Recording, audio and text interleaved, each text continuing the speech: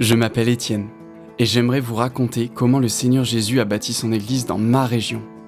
Un jour, en pratiquant du sport avec mon ami Eric, nous avons rencontré Marc et Sarah qui nous ont partagé leurs expériences spirituelles avec Jésus. Nous étions intrigués, ils semblaient tellement libres, nous avons voulu en savoir plus. Après plusieurs échanges autour de repas, ils nous ont invités à nous retrouver ensemble en petits groupes appelés groupes de découverte, durant lesquels nous échangions autour de la Bible. Et après quelques temps, nous avons décidé de croire au message de l'Évangile et nous leur avons demandé de nous baptiser. Dans ce petit groupe de découverte, nous avons appris à aimer Jésus et à devenir ses disciples en obéissant à son enseignement. Quelques-uns de nos amis se sont ensuite rajoutés à nous, car nous prions souvent pour eux et leur partagions les changements que nous vivions depuis notre engagement avec Jésus. Très rapidement, on nous a pris non seulement à devenir les facilitateurs de ce groupe, mais à en démarrer de nouveau. Avec l'aide du Seigneur, c'est ce que nous avons fait. Marc et Sarah, plus 3 autres personnes, formaient une petite équipe. Ils nous ont aidés à rassembler les 4 groupes démarrés pour former une église. Elle se réunissait toutes les 3 semaines, pendant toute la journée. Nous nous laissions transformer par la parole de Dieu. Nous nous encouragions les uns les autres par le partage et la prière, et prenions le repas du Seigneur. On faisait aussi des plans ensemble pour la mission que Jésus nous a confiée. Les relations entre nous étaient très fortes. La famille, que nous vivions déjà au quotidien dans les groupes de découverte, s'était ainsi agrandie. Nous étions également déterminés à ne pas simplement rester entre nous, mais aussi à faire le bien autour de nous et à partager en actes et en paroles la bonne nouvelle du royaume de Dieu dès que nous le pouvions. Régulièrement, nous jeûnions en petits groupes pour prier pour les perdus de notre entourage. Dans la même année, de nouveaux groupes de découverte ont démarré. Certains se sont arrêtés, mais d'autres ont persévéré. Et avec la même façon de procéder, on les a réunis pour créer une nouvelle église d'une 15aine de personnes qui se réunissaient tantôt chez les uns, tantôt chez les autres. Environ tous les 3 mois, les 2 églises se joignaient ensemble pour louer le Seigneur et mieux se connaître. Elles collaborèrent pour le bien de notre ville, avec la création d'une ludothèque associative pour l'un de nos quartiers, et aussi un projet de soutien scolaire pour enfants défavorisés. Lors de ces rencontres, l'équipe nous aidait à évaluer ce que nous faisions, à voir plus grand, à mieux comprendre ce que Jésus voulait faire avec nous et à continuer de nous multiplier. Elle nous équipait de sorte que nous grandissions en assurance, avec la certitude que nous-mêmes pouvions non seulement former des disciples, mais aussi démarrer des églises. Dans ces groupes de découverte, où chacun avait l'occasion de faciliter les rencontres, les uns et les autres s'encourageaient à l'obéissance pratique à Jésus et à être un témoin. Chaque groupe se fixait comme objectif d'en démarrer 1 à 2 nouveaux dans l'année.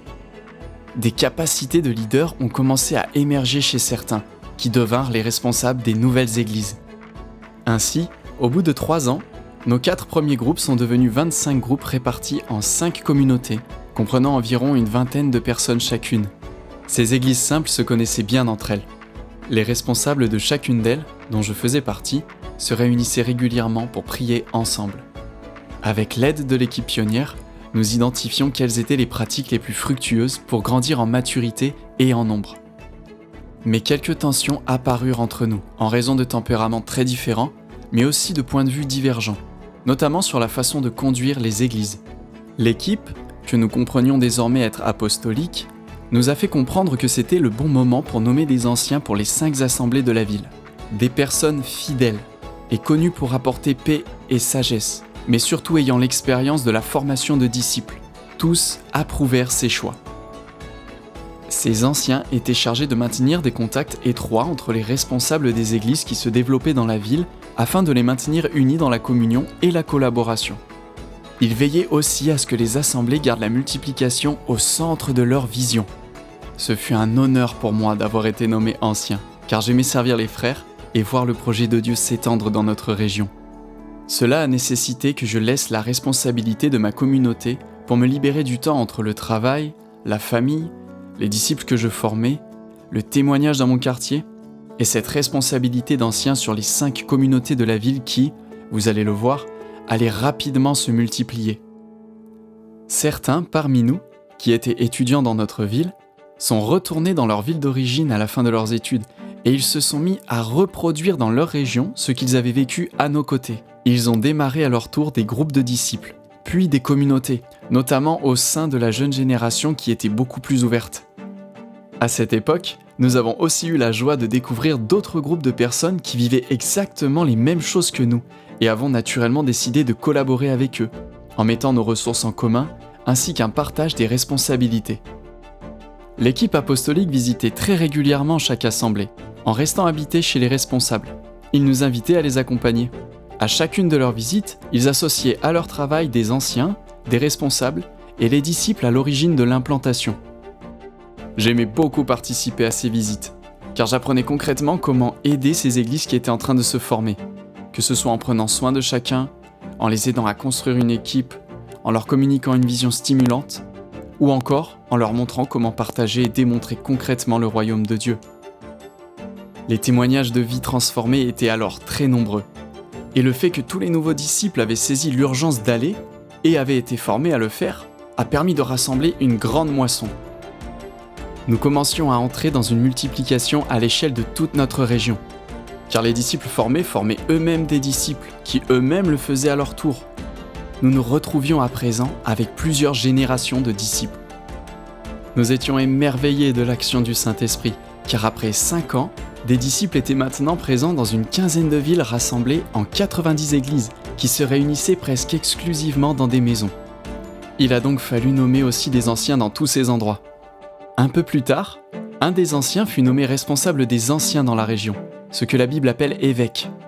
Il n'avait pas la responsabilité de les diriger, mais de vérifier avec eux les éventuelles erreurs de doctrine qui, de temps en temps, pouvaient apparaître dans certaines de ces églises. Il était relativement facile d'y remédier car elles étaient de taille modeste, un peu comme une famille. La faveur de Dieu était sur nous. Notre implication dans beaucoup de domaines de la cité donnait du crédit à notre témoignage. Par exemple, quand Eric avait aidé à la création d'une salle de sport dans un quartier difficile, les jeunes en furent très reconnaissants. Le quartier changea de visage et de nouvelles assemblées s'y multiplièrent. Depuis le début de cette incroyable aventure, l'équipe apostolique avait joué un rôle important. Elle avait passé beaucoup de temps à nous former comme disciples, puis comme leaders d'église, puis anciens. Chaque membre de cette équipe avait des caractéristiques spécifiques et chacun nous avait communiqué leur expérience afin de nous équiper à accomplir le ministère de Jésus. Le développement d'une stratégie de multiplication pour toucher toute notre région était l'apport du ministère apostolique dans l'équipe. La capacité d'écouter Dieu et comprendre ses temps nous avait été communiquée par le ministère prophétique. Comprendre le terrain dans lequel nous semions l'évangile, comment prier pour les malades et chasser les mauvais esprits avait été le rôle des évangélistes de l'équipe. Comment prendre soin des besoins de chacun, celui du ministère pastoral. Nous aider à découvrir les profondeurs des Écritures pour une doctrine fondée sur elles avait été le rôle des enseignants de l'équipe. Ces visites très régulières fortifiaient les communautés dans chacun de ces différents domaines. Mais comme leur nombre était devenu hors de contrôle, la charge était devenue trop lourde pour cette équipe, et certaines églises commençaient à souffrir de la solitude, au point que l'indépendance s'était développée chez certains responsables et la multiplication s'y était arrêtée. Ce problème a ouvert les yeux de l'équipe apostolique qui a réalisé que de plus en plus de personnes parmi nous démontraient les mêmes dons, aptitudes et consécration que les membres de l'équipe apostolique. Comme leur investissement et fruits étaient évidents au sein de l'ensemble des églises, l'équipe apostolique nous expliqua qu'il était temps de les reconnaître comme des dons du Seigneur pour servir le mouvement qui était en train de se développer. Contrairement aux anciens, ils ne furent pas nommés mais simplement reconnus de tous pour leur ministère. Ils devaient accomplir la même tâche que l'équipe apostolique dont ils faisaient maintenant partie, ce qui ne leur laissait désormais plus assez de temps pour leur profession salariée. Il fallut donc réfléchir ensemble à comment ils pouvaient être financés par chacune des églises. Cette équipe qui au départ avait initié tout ce travail avait grandi en expérience et en influence dans d'autres régions. Elle était désormais appelée à une tâche sur un territoire qui couvrait à présent plusieurs pays. Elle décida donc qu'il était temps pour eux de partir et de laisser la place à ces ministères fraîchement reconnus. Tous étaient prêts et compétents pour continuer à équiper les nombreux responsables. Pour Eric, son ministère d'apôtre était évident pour tous. Quant à moi, mon ministère de pasteur pour les très nombreuses églises fut aussi reconnu. Pour rejoindre moi aussi cette équipe, il était donc devenu nécessaire que je consacre entièrement mon temps à cette responsabilité pastorale pour tout le mouvement. Je loue le Seigneur de nous avoir guidés à franchir de nombreux obstacles en nous et extérieurs à nous, pour impacter considérablement notre région par cette formidable multiplication de disciples, d'églises et de leaders.